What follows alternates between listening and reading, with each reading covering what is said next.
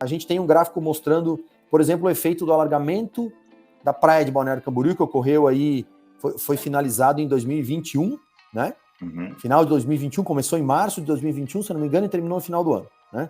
Isso. Então você vê que esse gráfico é trimestral, ele está mostrando a variação trimestral do mesmo FIPZAP, né?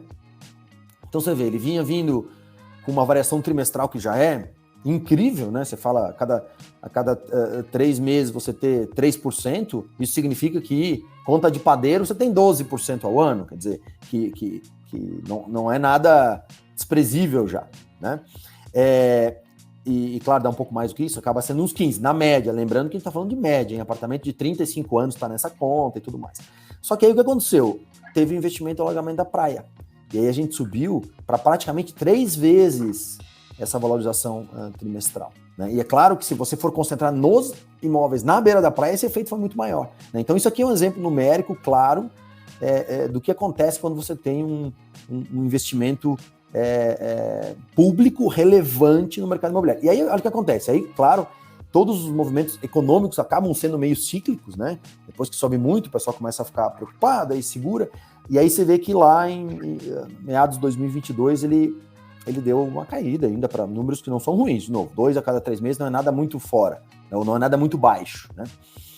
E aí depois ele volta para um número agora, terminando 2022 com muito fôlego novamente. Ou seja,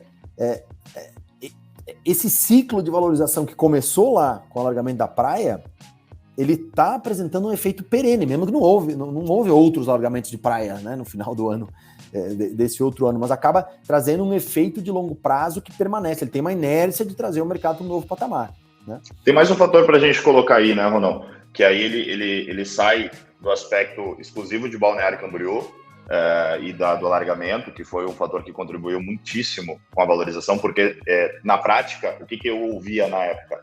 Guilherme, eu vou esperar para vender meu imóvel, porque depois que entregar o alargamento, meu imóvel vai valer mais. Ou, num dia você pergunta, quanto é que está o teu apartamento? O frente mar, um dia é 2,5 milhões, no outro dia é 3,5 milhões, no outro dia é 4,5 milhões. Eu digo, mas olha, há um mês atrás era 2,5 milhões, você em um mês aumentou 2 milhões, sim, por causa do alargamento. Mas aí dessa forma, talvez a gente tenha dificuldade de vender, não tem problema, a gente espera. E hoje esse mesmo apartamento, que agora eu estou imaginando, eu estou lembrando de um apartamento que aconteceu essa situação de 2 milhões e 400, para ser mais específico, eu apresentei esse mesmo apartamento na semana passada por 6 milhões. Esse apartamento lá na época, que começou o alargamento da faixa de areia, era 2 milhões e 400. Então a faixa de areia, sim, ela começa na prática como uma especulação, porque ele começa com a especulação do valor que, eu quero mais porque é por causa da faixa de areia. E tem aquele que diz assim, cara, isso aí é por especulação, eu preciso vender meu imóvel, independente da faixa de areia, eu preciso liquidar esse patrimônio, vai lá, vende e tá tudo certo. Mas tem aqueles que cedem à especulação e começam a balizar o preço para cima. Um vê o outro aumentando o preço, aumenta o próprio preço, e aí o mercado ele vai acompanhando o que antes era especulação, acaba sendo validado na prática, depois que você liquida aqueles que não entenderam o quanto o alargamento da faixa de areia poderia influenciar na valorização do produto. Perfeito. Então a gente sai da especulação e vai para a validação. Mas tem um outro ponto que foi nacional, né? A gente tem um aumento do custo da construção civil. Com o aumento da inflação, por isso que eu falo que o imóvel ele é a melhor forma de você blindar o teu patrimônio, né, da inflação. Porque a partir do momento que se tornou mais caro construir, obrigatoriamente a construtora teve que aumentar o preço de venda do metro quadrado. Ainda que, se por necessidade tivesse que reduzir suas margens, eles eram obrigados a aumentar o preço, porque a gente teve, dependendo do material, com aumento de ferro, né, alumínio, vidro, concreto, tudo aumentou, tudo aumentou de preço. E aí você obrigatoriamente tem que colocar isso no custo da tua obra e automaticamente você vai colocar isso no preço que você vai cobrar no teu imóvel. E aí acontece isso que você falou, Ronão. As construtoras que estão lançando, eles fazem o cálculo da permuta, da compra do terreno, que está cada vez mais caro. Depois eles vão fazer o cálculo do custo de obra. Depois eles avaliam o risco desse custo aumentar desproporcionalmente no próximo ano, que é o tempo que eles vão fazer geralmente as compras, porque dificilmente a construtora faz a compra para os próximos 4 anos de obra, né? A construtora ela não começa a obra comprando o vidro às vezes ela deixa para comprar lá na frente, o alumínio ela vai deixar para comprar lá na frente das esquadrias.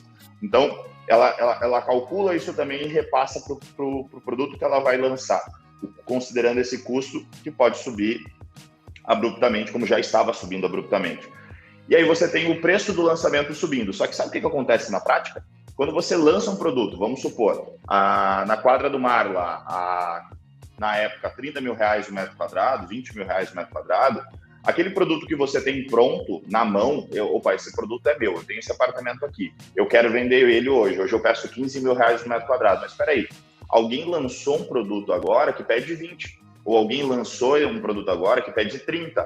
Então, eu vou ter que aumentar o preço do meu imóvel, porque se aquele que vai lançar já está pedindo 30, como é que o meu que está pronto para morar, e é novo, por exemplo, eu vou pedir 15?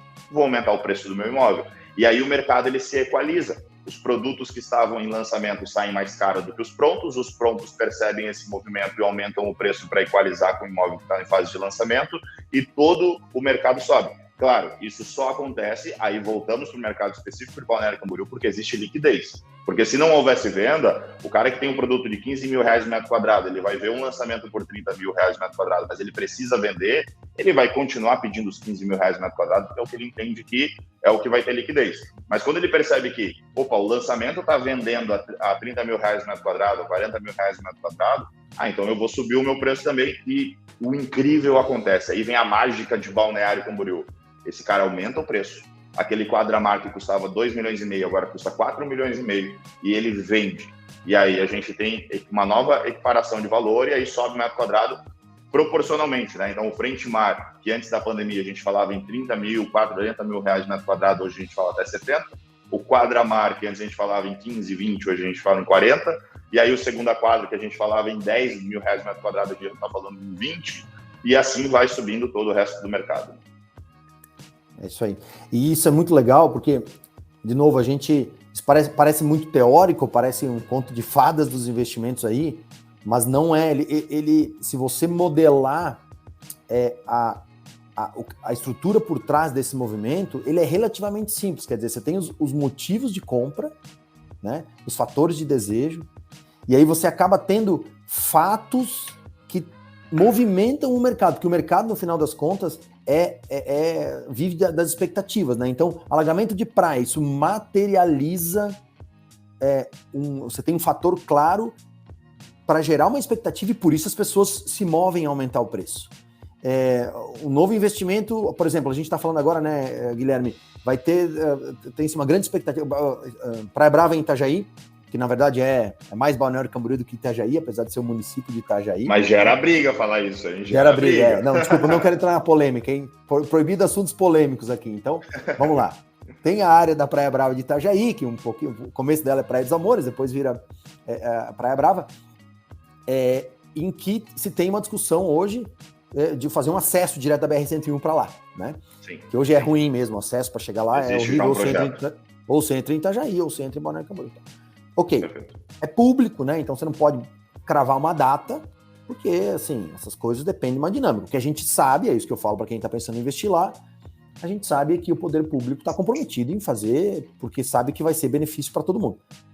Então já se começa a gerar uma discussão de o que vai acontecer com o metro quadrado na Praia Brava a hora que sair o acesso, né?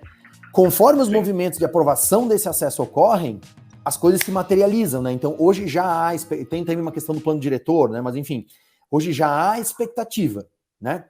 Na hora que isso ocorrer, a expectativa vira realidade, né? E aí se sobe lá, não sei, todo mundo que disser para você que tem certeza quanto tá mentindo, mas sei lá, você tá olhando e fala, deve ser uns 20%, não sei qual que é seu bico aí, mas 20% geral na Praia Brava a hora que entrar ou que for confirmado o acesso, por exemplo, e tem outros tantos exemplos. Então, só para trazer por que isso é tão importante, porque você, investidor em imóveis, né, e você está buscando te expor a um imóvel, a um bem que tenha o risco, né, a possibilidade de ser atingido por esse tipo de movimentação.